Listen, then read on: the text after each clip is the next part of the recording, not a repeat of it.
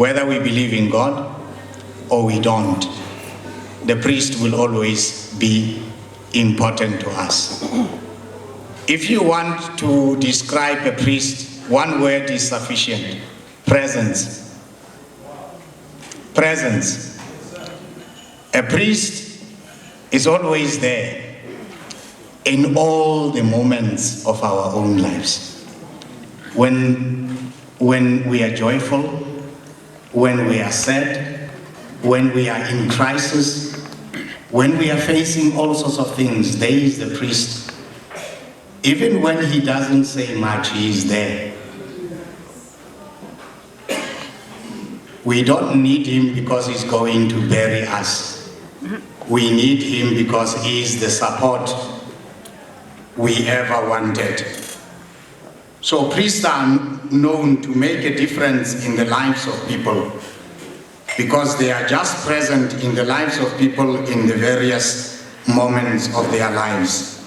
They are ministers of love, mercy, and they belong to all. In my own experience as a priest, there are many people that I met who are not Catholics, who later on became my greatest friends, who also showed me how to be a good priest. So the vocation to the priesthood is a gift that God gives to some, but for the good of all. He gives to some for the good of all. So why is the priesthood so important? Because through the hands of the priest, the very presence of Jesus Christ is mediated to all people. At the 50th anniversary of Vatican II's decrees on the ministry and life of priests and on priestly training, Pope Francis made this remark. A priest, Pope Francis said, is a man who is born in a certain human context, and there he learns the primary values, absorbs the spirituality of the people, grows accustomed to relations. He continued, priests also have a history. They are not mushrooms which sprout suddenly in the cathedral on the day of ordination. It takes about 7 to 9 years to train a priest in the Catholic Church. The reason for this is to ground and equip the young man with the formation to allow him with the required competency, humanity, and spirituality. A priest has a second task. The first one I said was presence. No. The second one, the priest accompanies people. It takes a long time because we have to train a priest to understand human behavior, human challenges, but also that they deal with themselves and so be able themselves to be able to accompany others. Accompany others with love, accompany others with mercy, accompany others with understanding, and also accompany others with listening. Many of us here, we don't need a lot, we just need somebody to listen to us. We need somebody to listen to us. And when we know somebody will listen, even when we run into all sorts of issues, we know somebody will be there and somebody will be listen. And that person is the priest. This is one man you can wake up at 12 o'clock and he will not be saying to you, "Hi, that's when." He'll be a man who will come just to be there and give an ear. So we need really to invest in the training of our priests. And why should we invest in the training of our priests? Because basically when we train priests, we are also empowering leaders of society. We are not just training priests to celebrate the sacraments and all those, but we train them to train also our own lay people to make a difference in society, to be revolutionaries in the socio-political context, to be people who make a difference, but to form leaders of today and tomorrow. And that's what the priests, stand for. But we must do this by investing fully, not because we are forced, but because we like to do so. There was one rich man, but very stingy.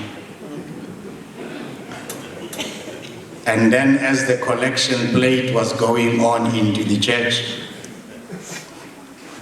others were giving more money, and he just gave the last few things that he had, although he had a lot that he could give. And as he was standing, the church was kind of falling off there. Yeah, and as you know, when the church is falling off, you have some of those scraps that come out from there, and one of them, broke, and then it fell on his head. And the deacon, who was close to him and who interpreted this as a great act of God, and said, hit him more, Lord, hit him more. Because the poor man felt that now the Lord was reprimanding him for being stingy, he now decided to give more. But I'm not saying that you and I should do that. We are a country that is endowed with resources, and it is good to depend on God, but we must also depend on one another. What kills us is the exaggerated forms of individualism. And we need to overcome this. Pope Francis, in his encyclical Fratelli Tutti, we are brothers, argues that we are all, in fact, co-responsible in creating a society that is able to include, integrate, lift up those who have fallen and who are suffering. Love builds bridges, and we are made for love. The Pope adds, particularly exhorting Christians to recognize Christ in the face of every excluded person. To do that, we need to discover that we are a network, and without the other we cannot succeed. And the Sepedi proverb puts it very clearly, and it's not the cha-cha that we heard about. Dauja troka sebuka. So in other words, we need to always pull our resources together. And what makes us even more poor is that we do not share enough. We do not share enough. We are not generous enough. Some years back, I was in the Holy Land, and I read these words which were written on a t-shirt which I subsequently bought. Half a bread is always too little until you start giving it away. We need to discover that we belong to each other, and we can do great things when we work together. The church in the past depended largely on foreign injection of funds. We can look at that experience and condemn it. It was good at its own time. But now we have moved at another level. You and I have to be able to say, I am proud, I am the church, and I'm going to build this church myself. I love my church, and then I'm going to give everything, for the church. So we need to borrow that slogan that President Obama once had when he was running for presidency. What is the slogan? Yes, we can. So we need to tell ourselves that yes, we can. Because to look after the church, to stand for our own church, and to be proudly Catholic is far more than putting that sticker on my door, that sticker on my car, that sticker everywhere I am. It's more than that. It means that I have to say myself, yes, I can. And then we need to be able to do that with a great sense of responsibility. This is my church. I love it. When you donate to your church, you just put in and then you close your eyes. Because you know I am an investor. And I am here to do what? To stay. Because if we invest in the seminary, we are not only investing in the training of priests. The South African Catholic Bishops' Conference have got much more larger vision, for the seminary. What we want to do is not just only to train priests, but it is also to train lay people, to empower the laity. Through the process of what Pope Francis started of the Synod, the Holy Father wants also us to provide formation, to the laity. Our vision is to make John Vianney into a mega center for the formation of Christian people in our country.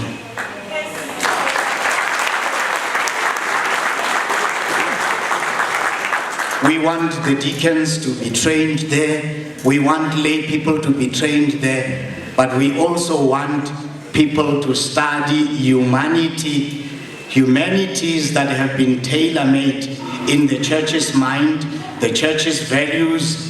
We want you to go and study, education in a place that's going to teach education in a value-based. And that's the project that we would want. We want you as a lay person to proudly say, I am teaching science at St. John Vianney. And that's the larger vision. So the investments that I'm talking about today is not just only for now. What I am trying to invite you is to invite you into a partnership that is not only benefiting the church, but a partnership that benefits the whole, of society. And in one way or another, I am saying to you, let us drink from our own wells. Let us drink from our own wells. We have been spoon-fed, insulted, degraded, sometimes in the name of funding. A lot of the funding that comes overseas is earmarked, some of it is string, attached, and some of us makes us run around like altar boys. You are running around like an altar boy. In the pocket you have the money that you can give and become the boss. But why am I saying this? It's not ungratefulness. I'm saying that if we can tap into the resources, we can decide what kind of spirituality we want, what training do we need, what kind of people, because we have all those resources within us. We can also decide who's going to be the president. You can complain for 27 years about corruption. Until you train a person who has a conscience, who knows how to make a choice between bad and stemming from the values of their own spirituality, we cannot transform. So all that we need, that I'm appealing to you today, is this. We need to undergo a mindset